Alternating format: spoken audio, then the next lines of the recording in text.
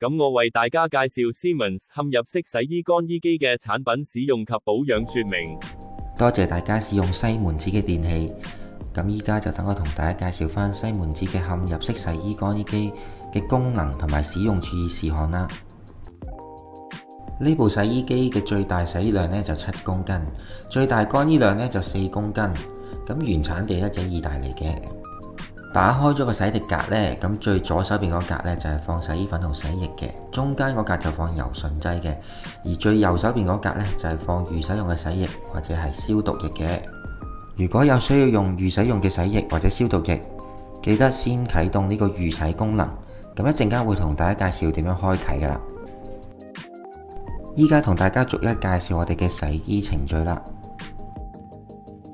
Cuttons 棉質衣物洗衣程序。咁呢個洗衣程序呢，就適合日常使用嘅，洗衣量呢亦都係最大嘅，可以支持到7公斤嘅。咁佢總共有4個水溫俾大家選擇啦，30至40度呢就適合日常使用嘅。如果60度嘅話呢，譬如假設你出入完啲醫院診所啊，咁需要有啲較高嘅溫度呢去做一個較高嘅衛生要求呢，可以用60度嚟洗啦。咁90度嘅話呢，我就建議大家呢定期呢1個月度啦做一次，擰過去，咁啊乜都唔使放噶啦，咁啊做一次高水溫洗滾筒，咁啊時刻保持住清潔衛生嘅。Mixed Fabrics 混合衣物洗衣程序，呢個洗程呢就支持3公斤嘅洗衣量嘅，咁適合清洗大部分纖維類型嘅衣物噶。過水同埋脫水程序呢就適合手洗後呢需要呢過乾淨嘅衫嘅。排水同埋脫水程序呢，就適合呢遇到一啲突發事情嘅時候呢，緊急停止部機時候用嘅。咁我哋用個例子去講解呢，會簡單易明啲嘅。假設你用緊 Cotton 40度嚟洗衫啦，咁突然間發現原來唔記得攞部電話出嚟，咁點算呢？咁首先第一步我哋撳咗暫停先，然之後呢我哋就擰去呢個排水加脫水。跟住之後呢，我哋就撳到個脫水轉速呢，去到最低嗰盞燈就係唔脫水。然之後呢，我哋再重新撳翻個 Start 掣。咁佢用1分鐘嘅時間呢，排完水呢，就可以俾你打開道門攞翻啲嘢出嚟噶啦。羊毛衣物洗衣程序呢，就適合一啲可以喺洗衣機度洗嘅羊毛衫嘅。咁記得洗嘅時候呢，睇睇衣物標籤，咁啊睇下適唔適合喺洗衣機度洗啦件羊毛衫。OK。纖幼衣物洗衣程序呢，就適合一啲可以喺洗衣機裏面洗嘅纖幼衣物，例如雪紡啊、運絲嗰啲嘅。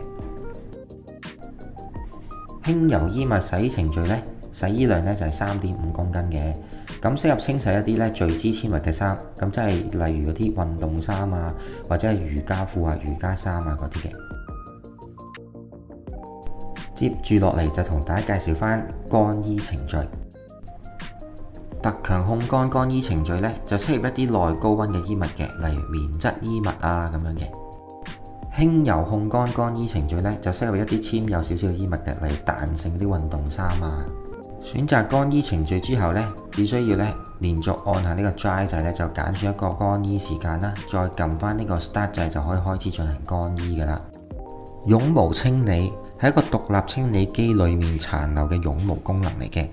咁如果出咗呢盞提示燈嘅話呢，咁就擰過去呢個絨毛清理啦，去清洗翻機裏面殘留嘅絨毛，時刻保持住一個好嘅乾衣效果。接住落嚟就同大家介紹翻呢部洗衣機嘅額外洗衣功能。大家亦都可以調校洗衣時候嘅脫水轉速嘅。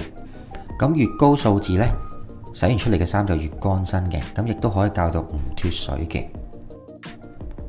關於附加功能嗰方面呢，大家可以呢用選擇掣同埋確定掣呢去添加或者係刪除翻你揀咗嘅額外功能嘅。第一個就係預洗功能，咁佢適合呢洗一啲好污糟嘅衫，或者如果有朋友有習慣落消毒液嘅話呢，記得呢將消毒液落喺後格啦，再開呢個預洗功能。咁第二個呢就係強力去污啦，咁啊適合洗一啲特別污糟嘅衫嘅。第三個呢就係防皺易燙啦，咁呢佢洗出嚟嘅衫呢偏濕啲，冇咁潮嘅，咁方便你燙衫嘅。咁第四個呢就係加高水位，用多啲水呢去幫你洗衫啦，同埋延長成個沖洗流程嘅。第五個就係彈性時間，咁佢會呢適當地呢可以縮短你嘅洗衣時間嘅，慳翻少少時間。咁最後就係提示音，你開咗佢或者熄咗佢都得嘅。預設程序完成時間，咁用家咧可以咧選擇喺幾多個鐘頭之後咧完成你嘅洗衣或者乾衣程序嘅，咁最長可以延遲咧24個鐘頭之後完成嘅。洗衣連乾衣，想喺洗完衫之後咧自動做埋乾衣咧，咁步驟好簡單嘅啫。咁首先咧我哋咧選擇一個洗衣程序先啦，然之後咧我哋咧就直接撳個 dry 掣，俾一個乾衣時間佢。咁跟住顯示屏咧就會顯示洗衣同埋乾衣所需嘅總共時間嘅。咁確定咗之後咧，我哋最尾咧撳翻個 start 掣咧，咁就開始噶啦。咁最緊要記得洗連乾嘅話，最多都係4公斤嘅衫嘅啫。OK。關於使用注意事項方面呢，有3點大家要記得留意翻。咁呢，第一點呢，就係洗完衫之後呢，記得打翻開個機門呢，散翻去啲濕氣。